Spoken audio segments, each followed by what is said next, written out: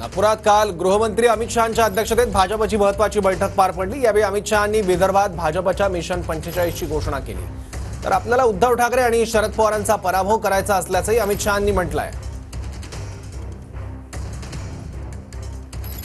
नागपूरमध्ये भाजप पदाधिकाऱ्यांसोबत अमित शहांनी बैठक केली। काँग्रेसला रोखायचं असेल तर विदर्भ आपल्याला जिंकावा लागेल असा निर्धार अमित शहांनी व्यक्त केलाय। विदर्भात भाजपचं मिशन 45 अशी घोषणा अमित शहांनी केली आहे।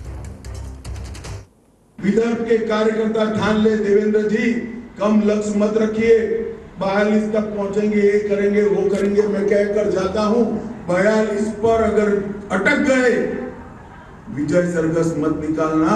45 सीट पूरी विदर्भ में प्राप्त कर आएंगे। हमारा लक्ष्य शरद पवार जी को रोकना है। हमारा लक्ष्य उद्धव जी ने हमारे साथ दगा किया है, उनको रोकना है। हमारा लक्ष्य क्या है?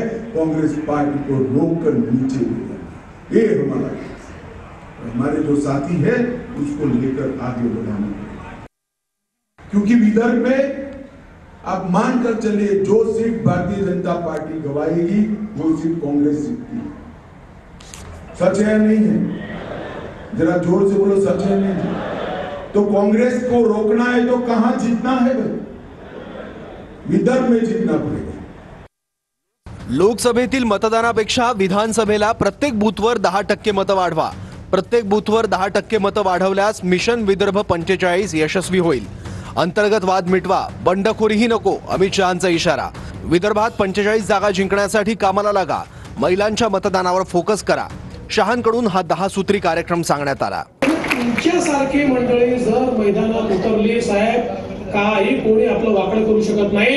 या ठिकाणी चांगल्या प्रकारचा विजय आपल्याला मिळेल आणि म्हणून आज एवढं सगळ्यांना चालू आहे, ताकदीनं मैदानात उतरा, पुढे आपलाच विजय